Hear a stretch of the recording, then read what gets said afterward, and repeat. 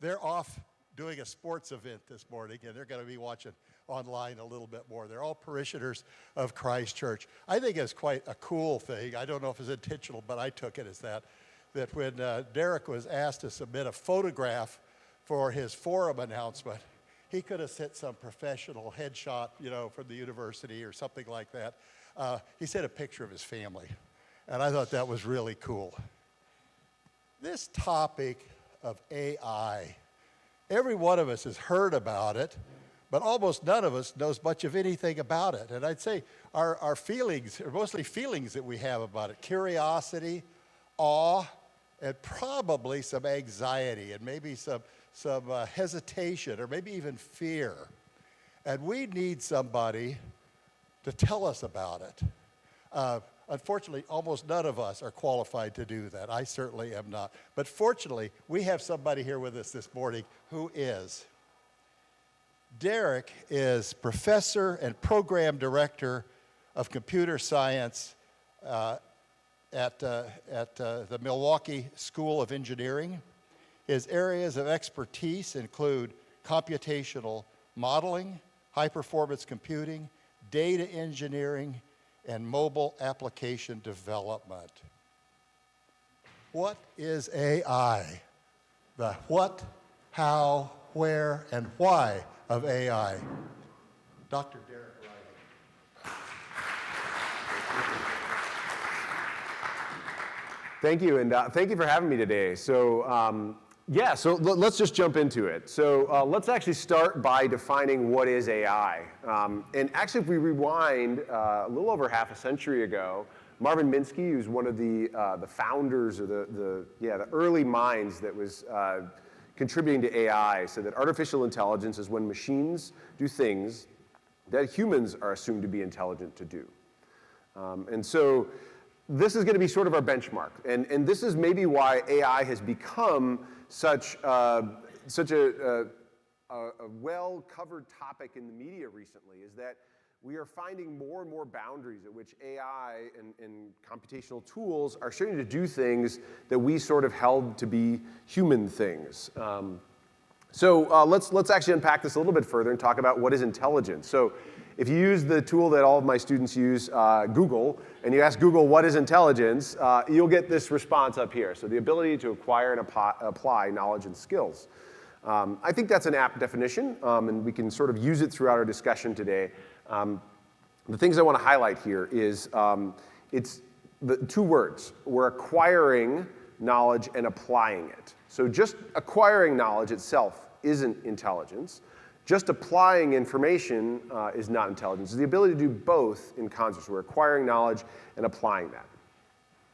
Now, it's easy for us to, as humans, sort of conflate that with decision-making, because decision-making is really sort of the application of knowledge. So I would actually argue that decisions themselves are something somewhat separate, but they are related to intelligence. They leverage intelligence. And as humans, we make really complex decisions based on really complex information. And so if we look at some of the things that AI systems are doing, I'm sure you've heard about them, writing essays and driving cars and these sorts of things. We'll unpack that a little bit more. If we try to take our own approach to how do we make those decisions, it becomes somewhat challenging. It's hard to take our human-derived logic and apply that to a computer. So what I'm going to try to do today is to try to explain how these AI, machine learning, deep learning systems work, so we can understand how they work, and then we'll walk through a little bit of the history and all that sort of thing. Let's start by asking the question, have you used AI today? So how many people out there feel like they've used AI today? Probably. Okay, so maybe 2 or 3 hands up there. Okay, so let's see if I can change your opinion. Who has a smartphone? Okay, you've all used AI today. Congratulations. If your phone's been on, you actually have. Wait, how did you do that? Well, you probably got a message, right? That message came to your phone. Whether it was an email or a text message, it actually doesn't matter.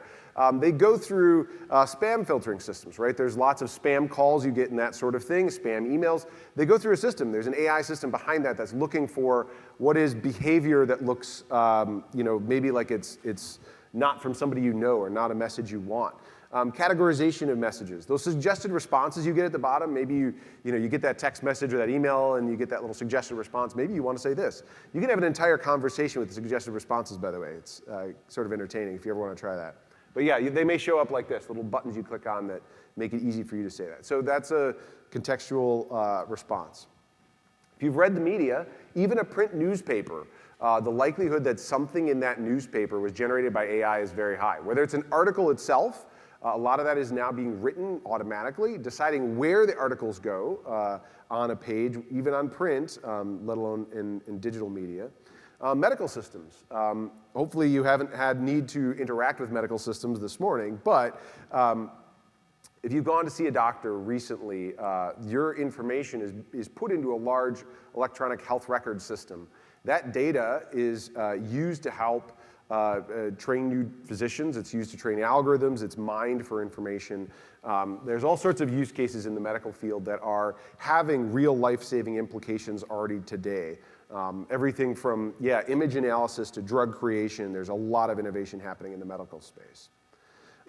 If you have an AI assistant in your home, like Alexa, Cortana, one of those you say, okay, Google, do something, that's obviously driven by AI.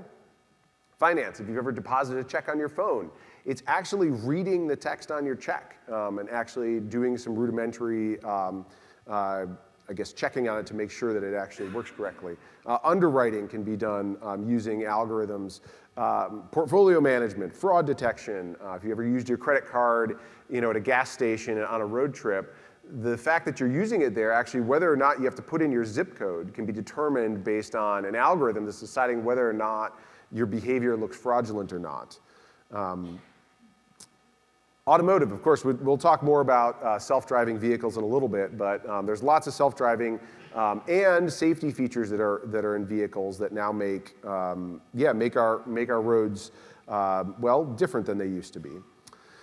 Aircraft are a great example where we've had AI systems for decades, and yet we still have pilots in the aircraft. There now is a movement to go from a pilot and a co-pilot to a single pilot. We'll see how our society accepts that. But we have had AI systems. In fact, most of the modern aircraft can take off and land entirely by themselves now. Still have pilots in the cockpit for a reason. And then, of course, social networking. There's facial recognition systems, there's feed prioritization, stories, all that kind of thing. So have you used AI today? Hopefully, if I pose that question again, you'd all raise your hands, because really we have the space that this fits into our lives has just grown and will continue to do so. So let's talk about the differences between human learning and machine learning. So human and machine learning are parallels of similar things, although we understand human learning because we've interacted with it much longer than having computational systems that do this. So there's a difference between the field of studying human learning, which is cognitive science, and the field that studies computational learning, which is computational science. You can think about it as sort of the animal learning side versus a computer learning. So I'm going to try to draw parallels because I think it's somewhat relatable. But you can train your dog to recognize any sort of thing, right? They can recognize whether it's a squirrel outside or a car passing, and that's actually often an innate behavior that pets can learn. And there are lots of things that dogs are capable of doing that your computer cannot do, right? And there's lots of different reasons for that. There's a difference between evolution, which is what has helped adapt our biological systems in this world to be able to achieve the things that they do and to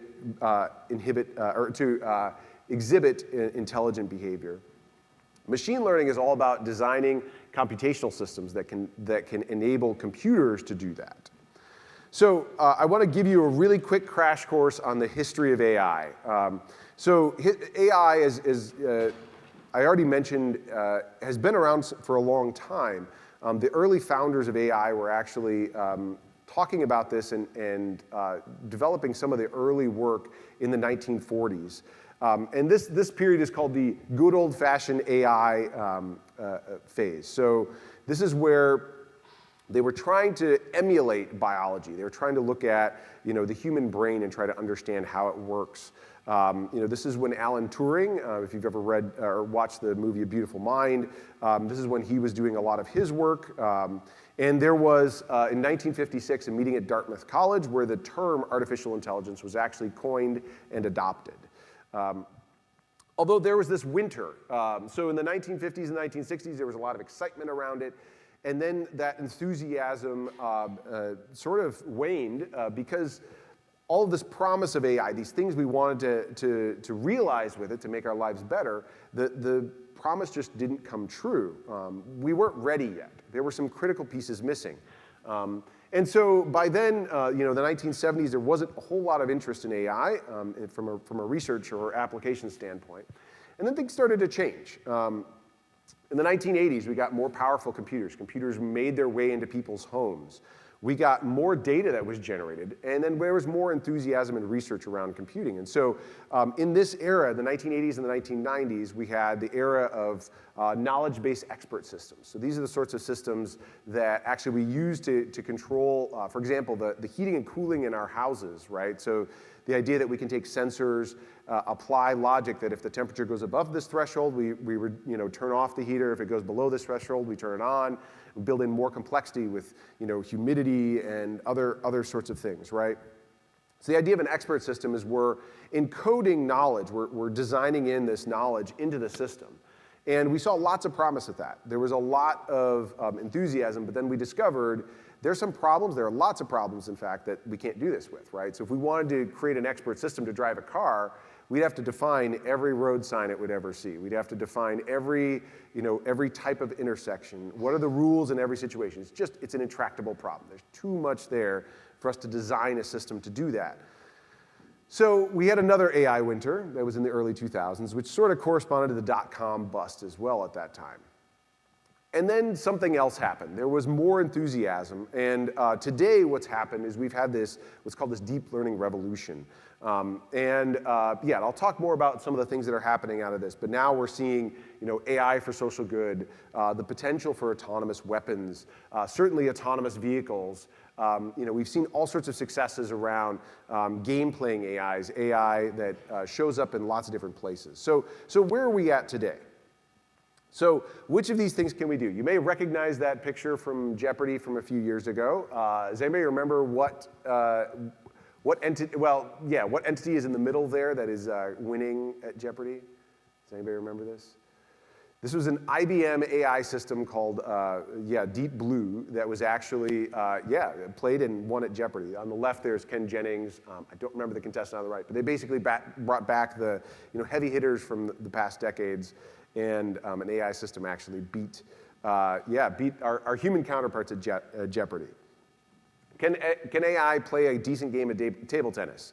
The answer to that is yes, it actually can. Now, it's AI paired with a robotic system, but yes, it can actually do that. Play a competitive game of Jeopardy. I already mentioned that. Yes, we can do that. Can it drive safely along a curving mountain road?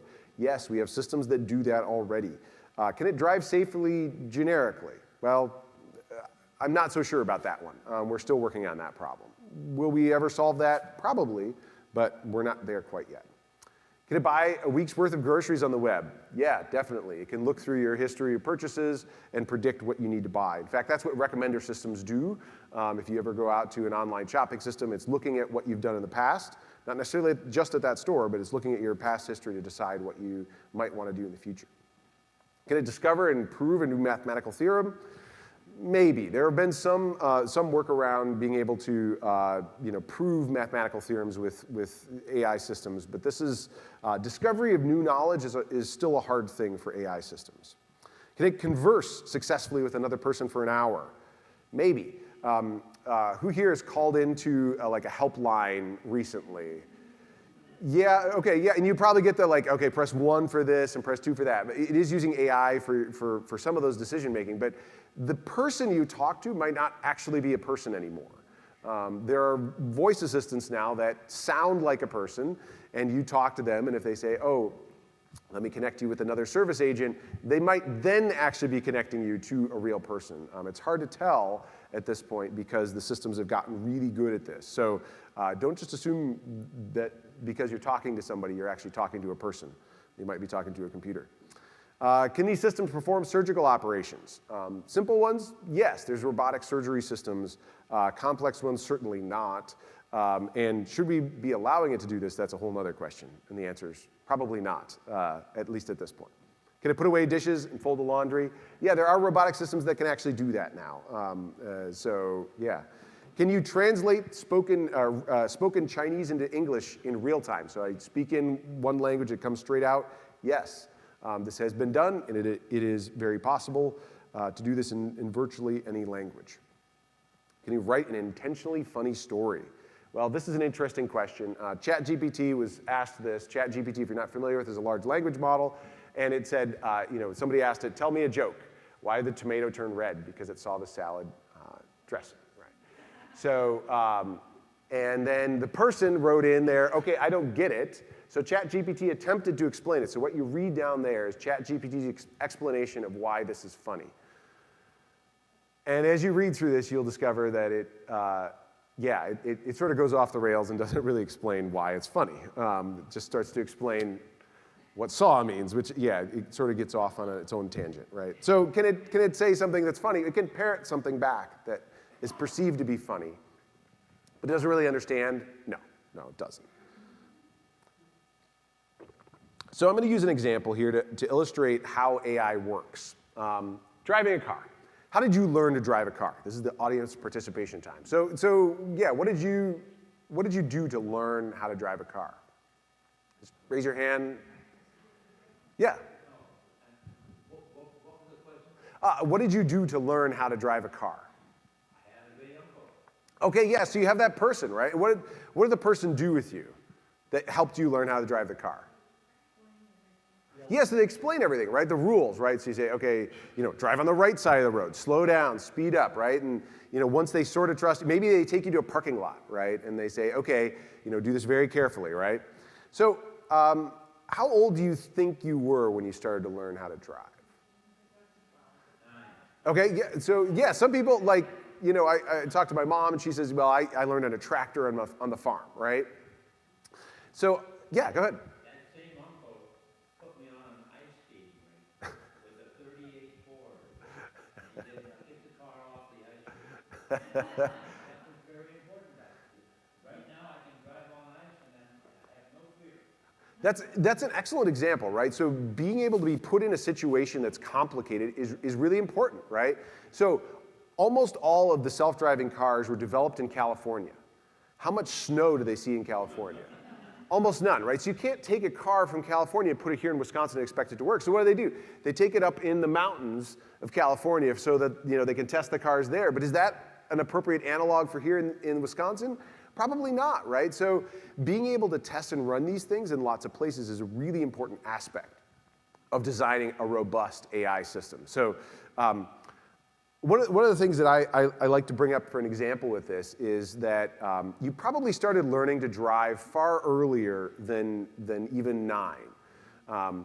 So if we took somebody from a remote island who'd never seen a car, never seen a road, and you brought them in at the age of 9 and expected them to drive off of a hockey rink, it would be really challenging, right? They wouldn't have seen what a car is, what a steering wheel is, like how to drive, any of these sorts of things, right? There's a lot of contextual information you pick up, right? So when my oldest son was about 5 years old, there was a time, he was in the back seat, I was driving around, running an errand or something like that, and he pipes up from the back seat, "Dad, I thought yellow meant you should slow down at a light." So, this is an example. My 5-year-old is learning the rules of the road, right? So we're actually learning from a very early age how to do these really complex tasks. So how do you learn what an obstacle is? So if we went back to think about how do we actually then get a computer to drive a car, this ends up being a really hard problem, right? There's all these contextual things. If you see a stop sign, do you stop? How much do you stop? Where do you stop behind that stop sign? If there's a car in front of you, how do you manage that situation, right? And yet we have cars that drive themselves today. So how did we get here? So one of the early challenges that really transformed this whole field is called the DARPA Grand Challenge. Incidentally, this happened now when some of my students, were born. 2004, this actually was the first DARPA Grand Challenge where they had a 142-mile dirt path across the desert. And they said, all right, they went out and put this challenge out to the brightest minds, build a car that can navigate 142 miles across the desert. We'll give you a GPS location at the beginning and the end, go. And in 2004, one vehicle made it 7 miles, and that was the farthest any vehicle made. Everything else either didn't get across the starting line or made it a very short distance. In 1 year, 5 teams finished that competition. That's the pace of acceleration. And they actually didn't hold that competition anymore because it was seen as a solved problem. And that red vehicle on the right there is one of those vehicles. It, by the way, had millions of dollars of equipment hanging off of it. Those are really fancy sensors and computers and all that sort of thing.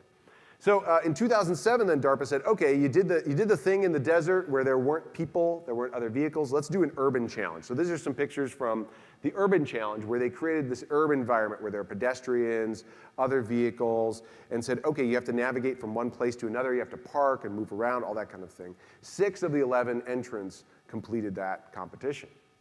And one of the, you'll recognize some of the players in here, big car makers, large universities, that sort of thing. I'll point out one thing over here with the red vehicle on the right. You'll actually notice a lot of sort of complex-looking hardware. There might be one piece of hardware you do recognize that looks like something off of the top of an RV. At the top right of that vehicle, there's an air conditioner hanging off the top of that Land Rover. Why might they have an air conditioner on the top of the Land Rover? What's an air conditioner useful for? Yeah, there's so much computational power packed into the back of that vehicle, they didn't need an air conditioner to keep it cool. So what's going on here is they're taking all the sensing input from the front of the vehicle and having to do a bunch of math on it to be able to make a decision. That's really all these systems do, and that's true today as well. So really, what are we doing? How are we solving this problem with computers as opposed to humans? Is we're using lots and lots of sensors. And then at this point in AI history, we're using brute force expert systems. So expert systems where we're saying, okay, if it observes this phenomena, do this. If it does this, do that. And this is just a really hard problem to make it work well. So fast forward to today, what's happening is we have now figured out what types of sensors we need. We've been able to bring the cost down pretty dramatically on a lot of these sensors.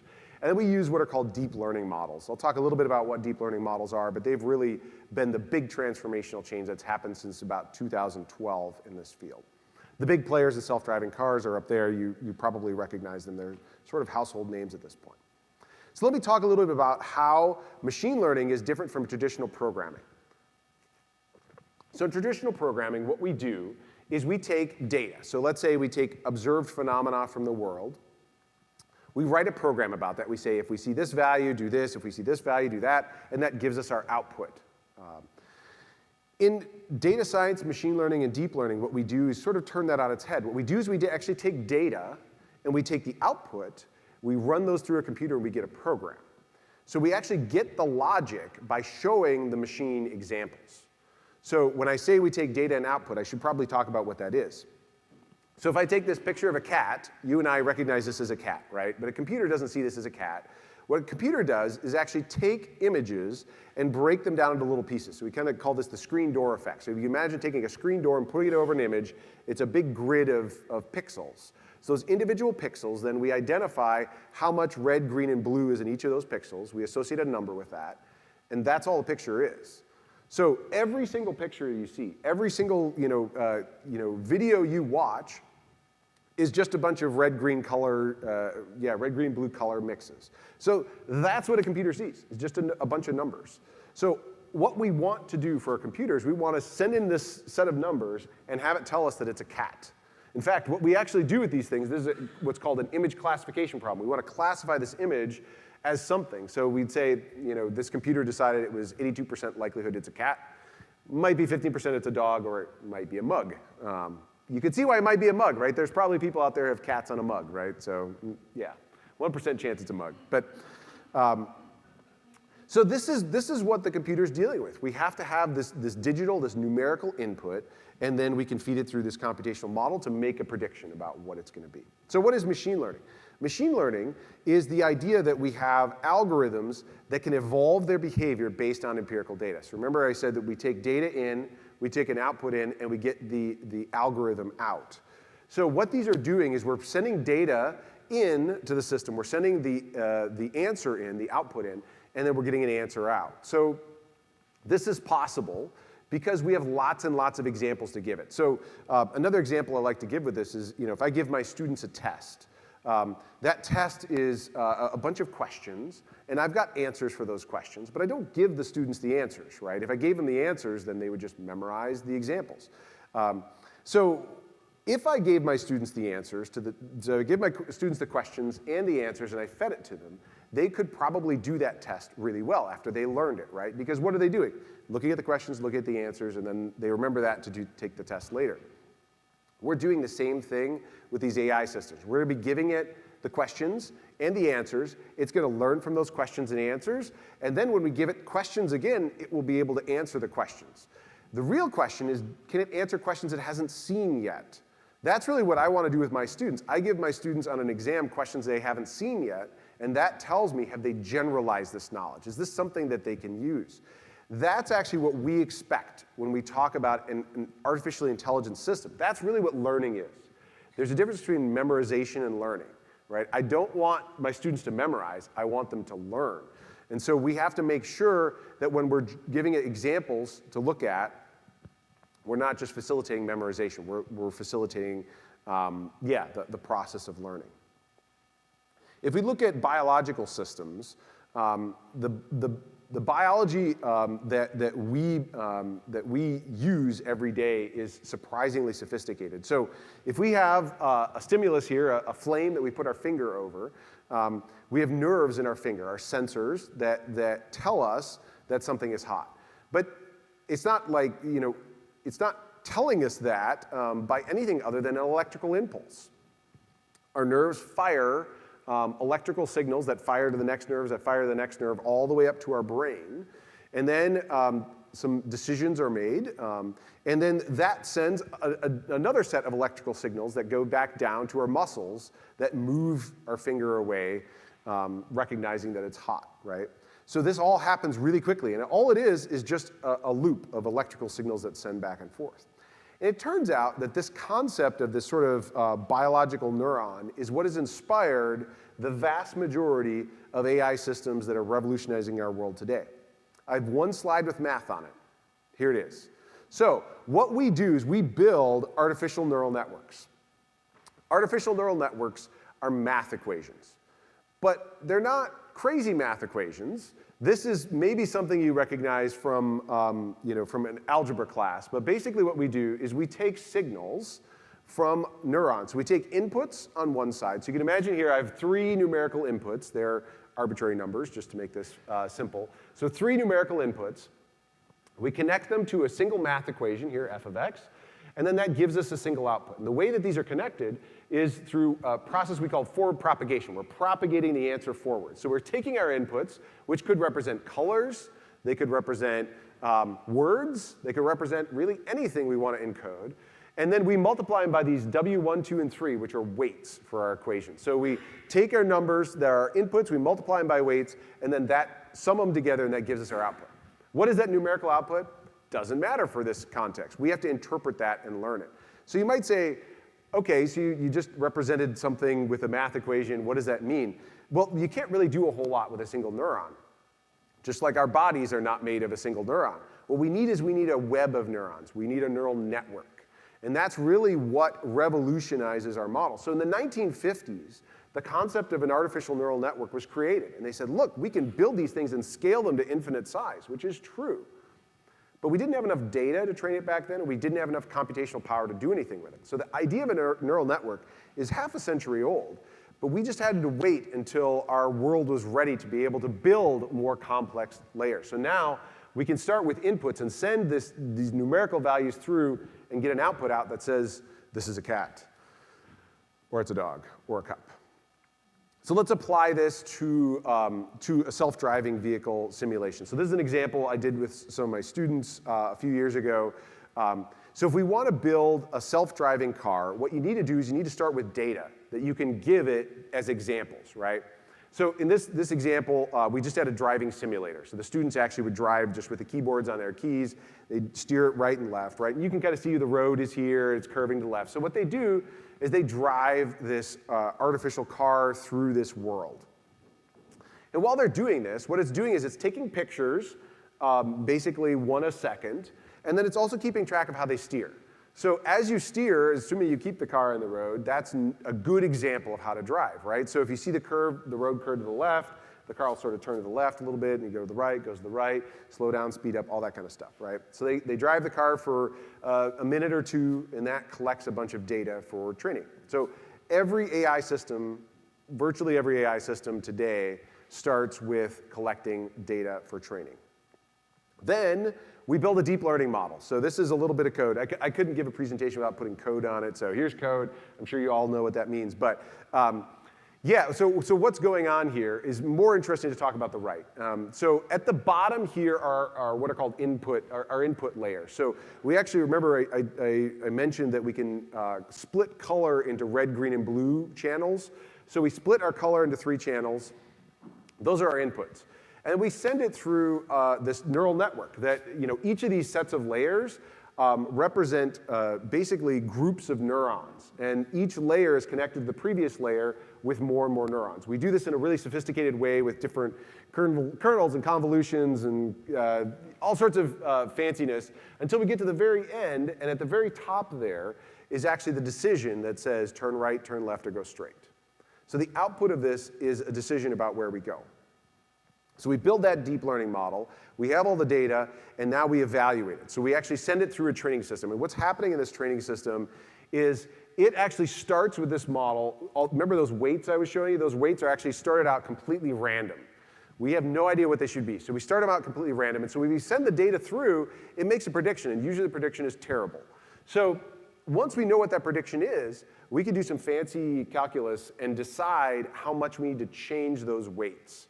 And by changing the weights, tuning them a little bit over and over and over, the model gets better and better and better. So over time, we can plot how many errors it makes. And over time, every time we show it the data, it makes fewer and fewer mistakes. So we're basically teaching this thing by showing it the examples the students drove.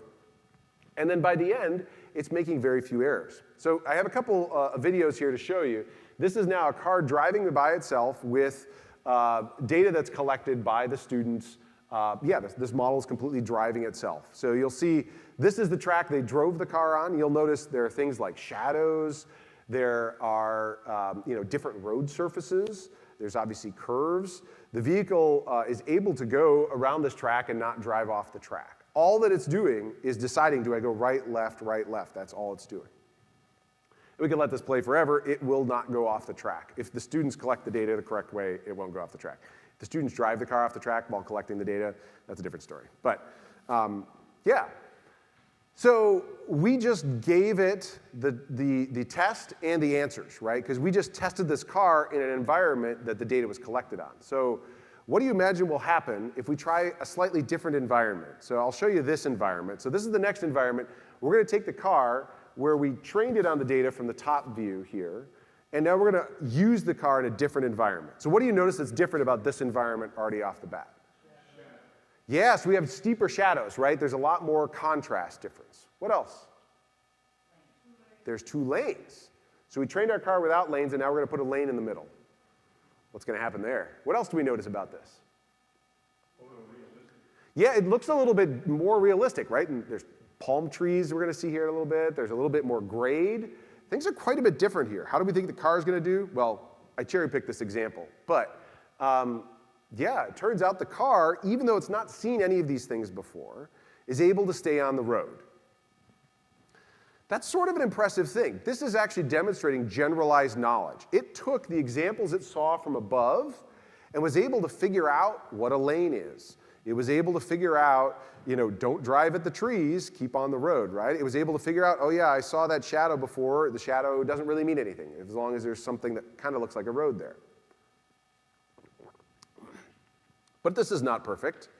It's wandering all over the road, right? If you were driving like this, you should probably be arrested, right? So why is this wandering all over the road? Yeah, we didn't train it with a lane marker. It has no idea what that is, right? So if we trained it with a lane marker and we stayed in our lane, it'd be much more likely to be able to do that. If an AI system has not seen data before, we have no idea how it's going to react to it.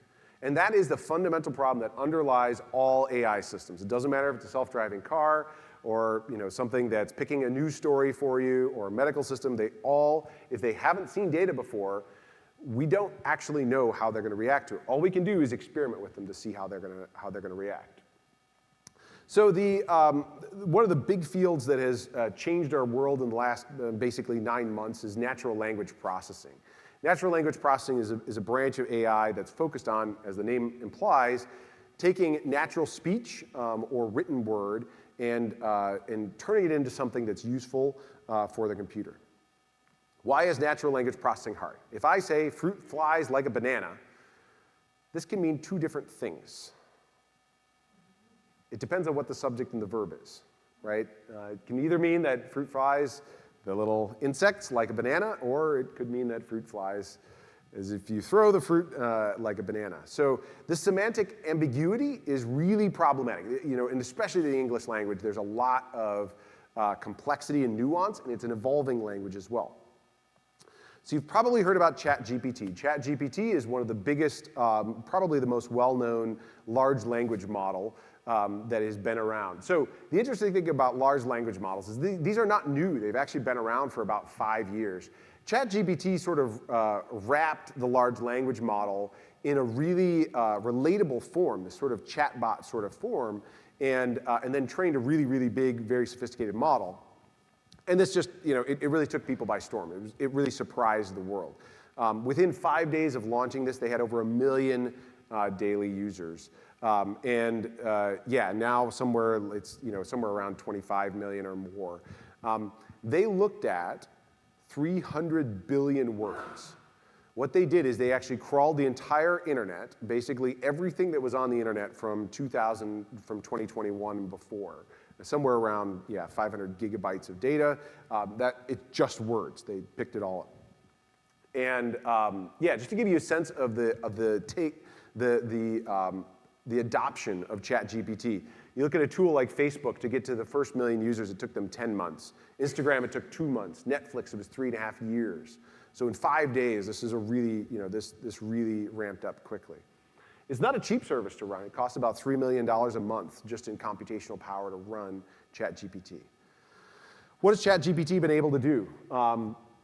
ChatGPT took the Wharton MBA exam and passed it. It took a US medical licensing exam and passed. Took the LSAT and got the 37th percentile, which is not bad. Took the Uniform Bar exam and got in the 90th percentile. Took the SAT and got a 1400 or 1410. And then there was a quarter master sommelier exam on wine and that sort of thing, and it passed that exam. You go, wow, right? This is going to be taking my sommelier job. I'm worried, right? Yeah, maybe not. There are lots of examples of areas where ChatGPT doesn't do super well. So if you ask ChatGPT something like, can coughing effectively stop a heart attack? ChatGPT 3, which is an earlier version, there's now a slightly updated version from this. The answer says coughing can help stop a heart attack, which is definitely not the case.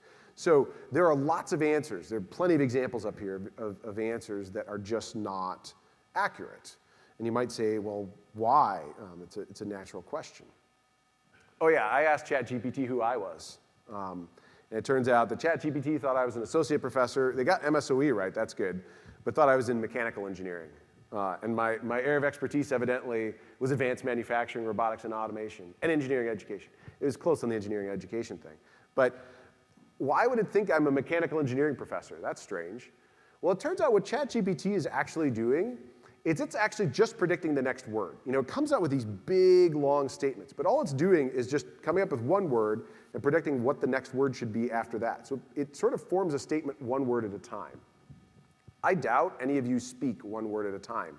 When you have thoughts, you're thinking about an entire conversation, a flow, and where you're going in that conversation. You saw the previous example I showed you where I was trying to explain that joke, and it sort of gets off on its own tangent. And it's because it doesn't have any vision as to where it's going. It's just predicting the next word.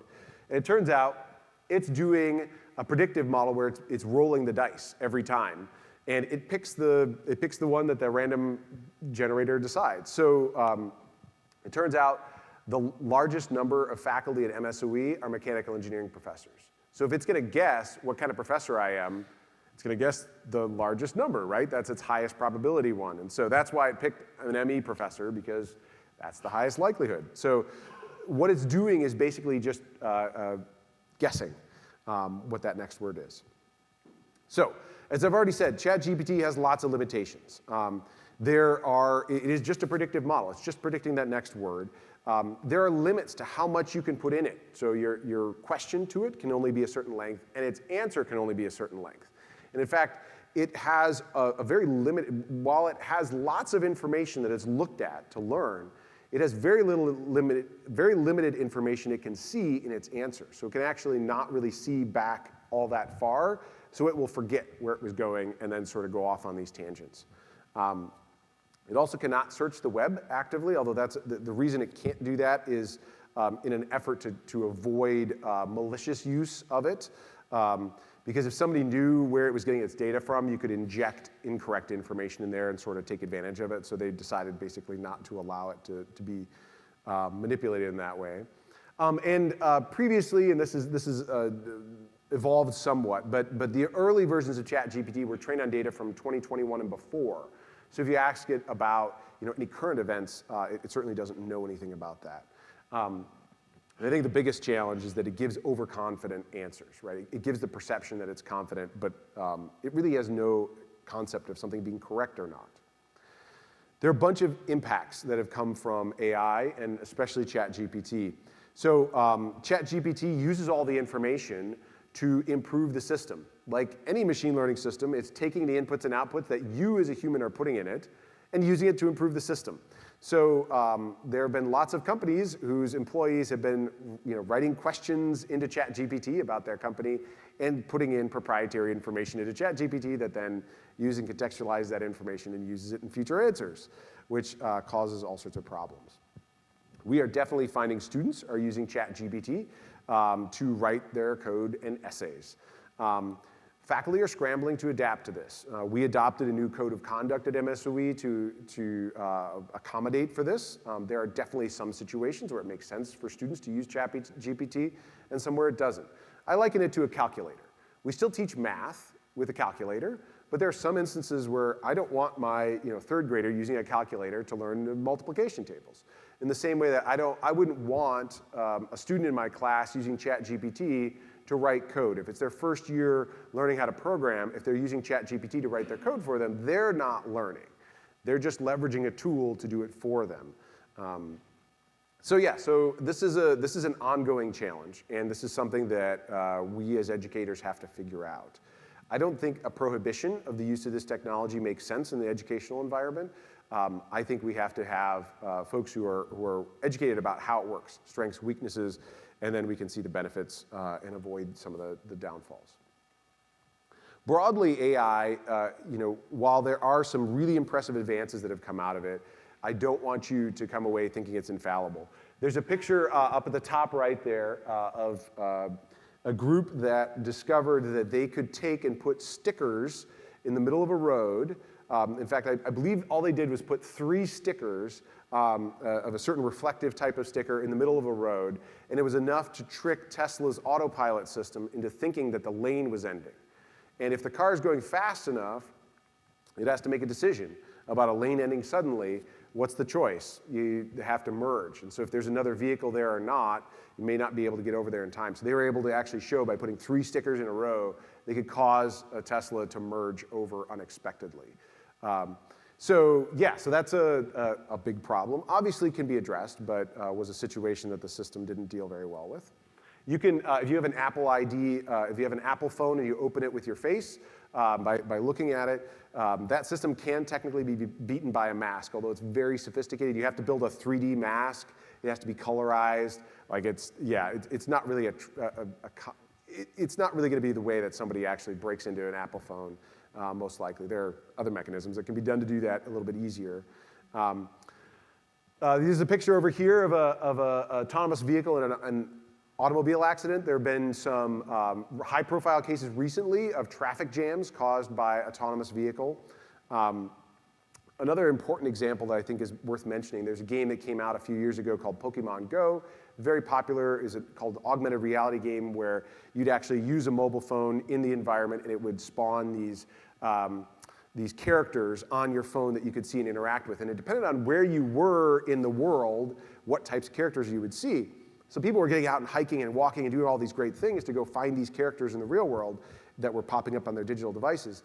And then people started studying where do these things show up. And they discovered that more of the characters showed up in white, affluent neighborhoods and than there were, just generally. And they were trying to figure out why that was. And diving into the system, well, they trained the system in the spaces where the developers were familiar, which was generally white, affluent neighborhoods. And so there was this inherent bias in the way that they collected that data that persisted into the end system that they used. And that's true of basically every AI system.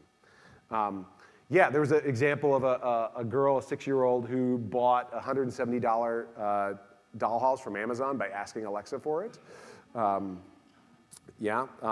This on the side over here is pornography. I apologize, I should have said that before. But no, this is actually a picture of dunes, but there was a system that was used by the British police to detect pornography, and it was flagging pictures of dunes. And then maybe my favorite example to get my students to laugh is this. So there's an AI system that's used to track a soccer ball in a soccer match. And here's the AI system. So you can see the environment. You can see, so basically it's panning the camera around to try to follow the ball, right? So here you can watch it, what it's doing. The ball is actually, it should be following the ball, which is like way out of the way, but it keeps focusing in on this referee. So what is it about that referee that causes the camera to keep focusing on him? He's bald, right? So I can joke about this myself, but yeah, if I walked out there, the camera would probably follow me. So the AI system was mistaking his head for the soccer ball. So these systems, if they're not trained on enough data of the right type of data, you can easily end up with bias, and that's the challenge that we deal with these systems. All right, so I think we've come to the time for Q&A, so fire away. If you have a question, raise your hand and I'll get to you with the microphone. Yeah, it sounds like there's an enormous amount of programming that goes into this, and to the extent that, or what is the extent that AI is becoming able to write its own programs to advance its own mission? That's an excellent question. You're absolutely right. Virtually all of these innovations have come out of writing computer software to build them. There are systems, so I can use ChatGPT to write software for me. What it's doing is it's going out there and looking on the internet at other software that's being written and coming up with its best approximations, just predicting that next character, what it should be. So it isn't really able to innovate. What it does is it sort of looks at the landscape of things and parrots back what it's seeing. So can it write software? Absolutely. But it can't really innovate and build transformational new things. It sort of builds derivative work, not new innovative work. So could an AI system write software that can create additional computational models? Absolutely. But it's going to be sort of just deriving based on what it's seen before. So my favorite description of what ChatGPT is, it's a stochastic parrot. It's basically just repeating what it's seen and heard. It just has a really big brain. It's seen a lot of stuff, but in the end, it's just sort of repeating what it's seen. Okay, got a number of questions. Let me get to you. I've seen news articles about like the father of AI, and a lot of these folks talk about some kind of fear about what the future is, and it's trying to create a political situation, which we sure don't want politicians to solve our AI problems in futures. But can you give us a sense of what are their fears about? Yeah, I think that's, there was an open letter that was written, I think 6 months ago or something like that, that a bunch of leaders in AI were saying we need to regulate these types of technologies. I think the reality is, we're so far behind on the regulation side on this, and the rest of the world is not really regulating this. So even if we in the US came up with regulations around chat tools like this, I don't think that would be followed by other countries. So I don't think that would necessarily achieve any of the goals that might be seen. I think in the end, what these innovations do is completely up to us. Right now, this chatbot is fun and interesting. People can use it to help them draft an essay or write some code and that kind of thing. But ultimately, we still decide whether there's a pilot in the airplane or not. That's up to us. And so I think we need to continue to think through, are we comfortable with a surgeon running on an AI system? Well, like any engineering system, we have to look at, is it a safety critical system? How much trust do we want to put in these systems? The medical world has had to evolve some of their regulatory systems to be able to enable AI systems to be used for things like imaging analysis and that kind of thing. We still have regulations in place that regulate those systems. So AI is being regulated in the fields like aviation and medical and that kind of thing. We're trying to figure out what that looks like in some of these other areas, like self-driving cars. It's finding its ways into new areas that we should be thinking about regulation, but I think we need to think about regulating the domain and not the technology itself.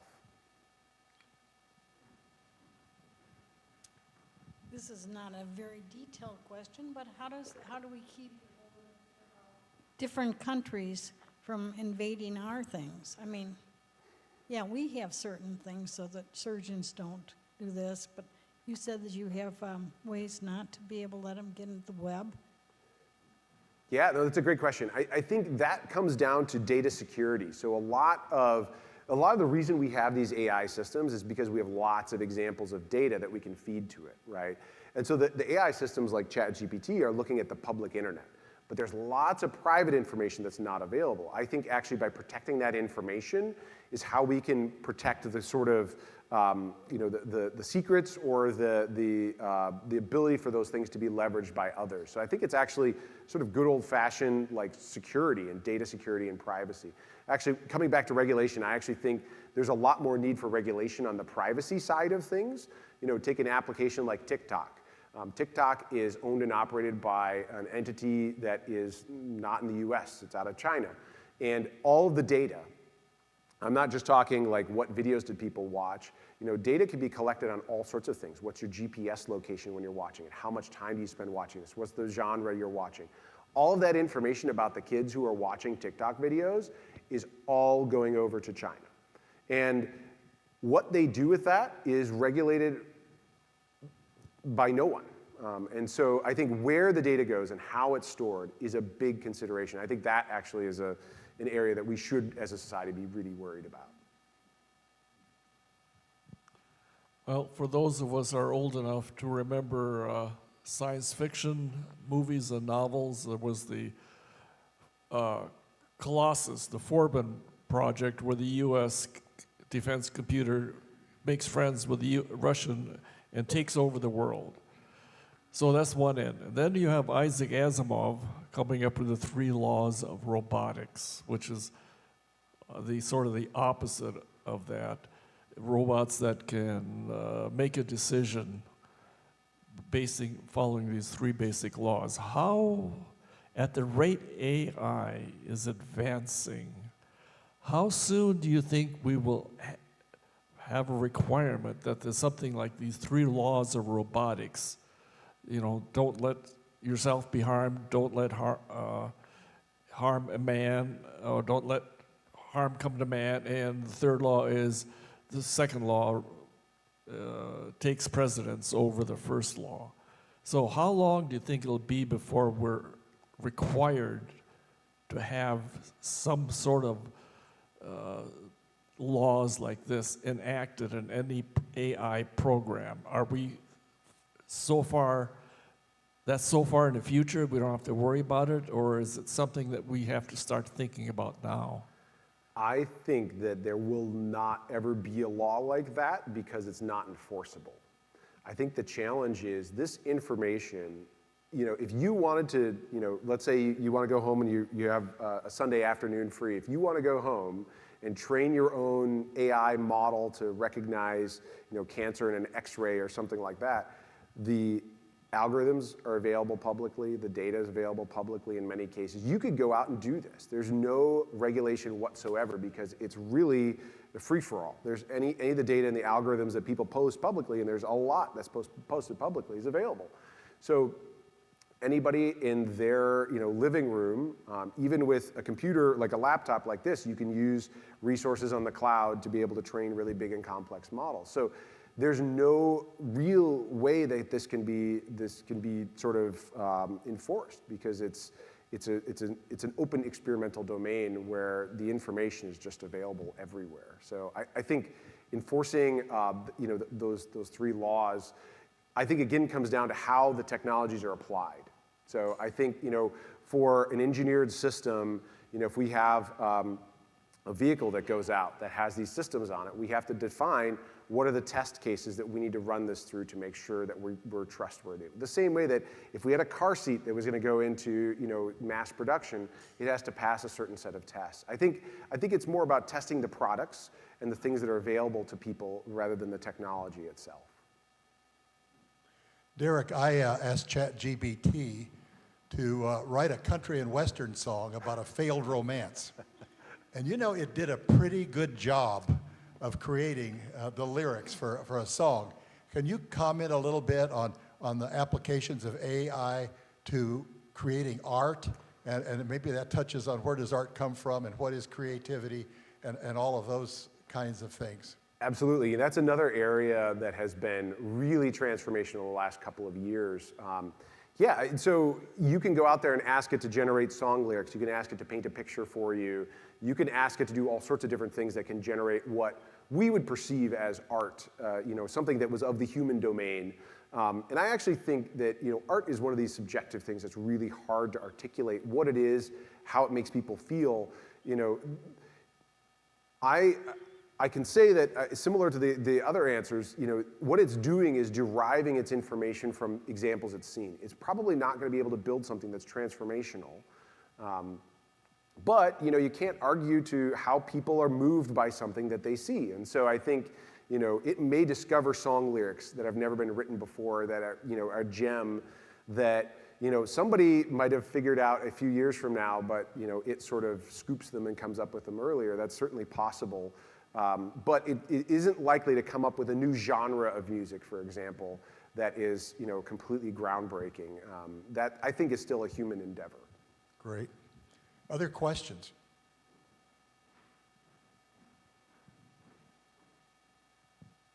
When you talk about your data that's being shared with something like TikTok, is there anything that you personally do to avoid too much data sharing?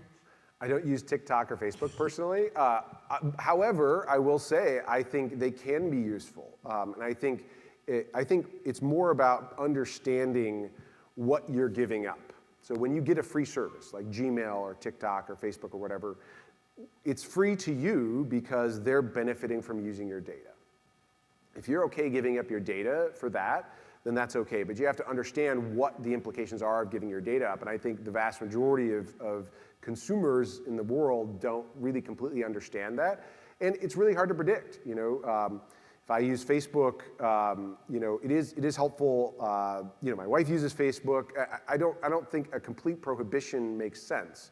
I think we have to find that balance and recognize, especially for the younger population, I get more concerned because I think that information, when we've got teens and adolescents, can be really vulnerable to manipulation. I think that's where I think that is an area where regulation can make a lot of sense. Just like we regulate products that kids can use and the younger generation can use, we should think about regulating the digital products, I think, as well. And then I think we have to become informed consumers of it. I think that's just the reality of it.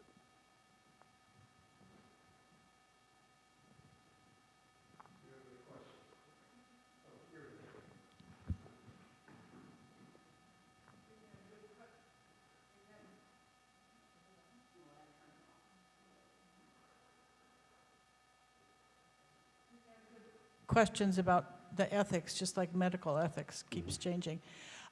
One use that I think would be really good for all this AI is to track, when you showed all those cars with all the little sensors all over, is how to track all the equipment that's going into places, from how much it costs to how much to safely dispose of it so that it doesn't end up in a toxic dump somewhere. Absolutely. I think that's there are so many use cases, I think, for technology that we haven't unlocked yet that have the ability not only to make our lives better, but to help us take better care of the resources that we have. I think we're starting to realize some of those benefits for sure. I had a senior design team last year that was working with a local company to try to track assets around where they were. They're putting, RFID tags and things on the assets they were trying to track, and it helped them identify, okay, we're losing a bunch of these assets in a certain area we didn't have no idea about before, right? So the more and more this technology gets cheaper and easier to permeate into spaces, we're going to have more and more data that we can leverage. One of the sort of scary facts that I always like to share in this context is 90% of the world's data that exists was generated in the last 2 years. And that's been true for the last couple of decades. So that's emblematic of the exponential growth in data that's being generated. And we're trying to figure out how do we leverage that data appropriately, because data by itself isn't useful. It's just ones and zeros.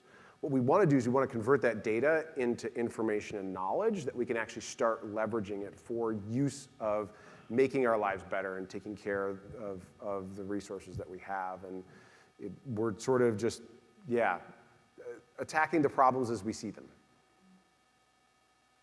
Yeah. Maybe this is the last question, because we're actually out of time, and I'm sorry for asking the last question, but I'm going to try to pin you down, because I've heard this question kind of underneath a lot of other questions. So AI right now, especially modeled like ChatGPT, is just this kind of complicated parrot that can give back data that it receives.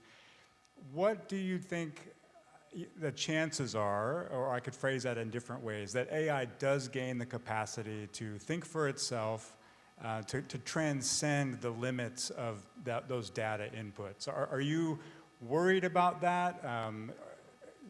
What do you do with that? Yeah, that's a great question. I think, we as a society don't have a good answer for what does it mean to have self-awareness. We even have arguments about whether certain types of animals and insects have self-awareness. I don't know that we have a definition for that that's well accepted. I'm not sure that we would be able to accept and understand and have a shared notion of this system is self-aware. But I can confidently say I sleep well at night because I know that we as humans hold the key to these systems being able to make decisions. So right now, what we do is we feed it inputs and we get answers back. It's up to us to decide what we do with those answers. So we're taking this AI system and putting it in a car and letting it use the gas and the brake pedal. We're putting these in aircraft and letting it use it. We decide whether this is something that goes in between the surgeon's hand and the knife. We decide that. And so ultimately, if we make a decision that we're not happy with, I don't see a future where we can't reverse that decision. We can always unplug these systems. Until a system is big enough it can generate its own electricity and whatever and become self-sufficient, I'm not sure even how that would be possible. We have to engineer a system so that we can keep that level of control in it. And I think that's very possible. I don't think we're anywhere near a system being a sentient being that can understand what's going on or anything like that. I think it's still just inputs and outputs, and we decide what we do with those outputs. Derek, this was an amazing presentation. I would say it's better than most of the NOVA programs I've ever seen. Thank you. Let's give him another round of applause. Thank you. Thanks for having me.